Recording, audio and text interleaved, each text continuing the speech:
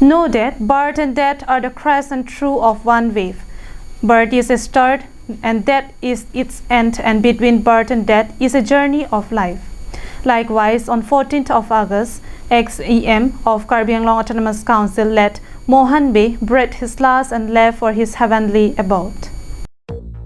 On 14th August around 6 a.m. early morning, one of the notable public figure, brave heart and patriot from Socheng Thenta constituency, Mohan Bey breathed his last and left for his heavenly abode, leaving behind his wife Mirina Rongparpi and two sons, Ruwe Bey and Birta Bey.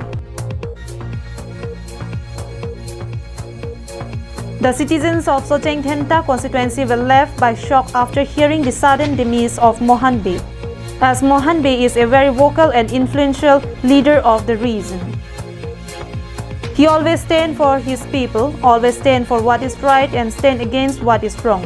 It is because of his love towards his people he had earned the respect, love and support from the people of his constituency.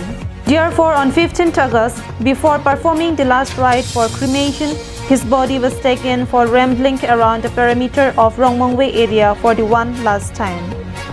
Karbi Anglong Autonomous Council, to honor the death of Mohan Bey, declared a council holiday on 16th August. Lap Singh Terang's report from Rongmongwe, Karbi Anglong Live.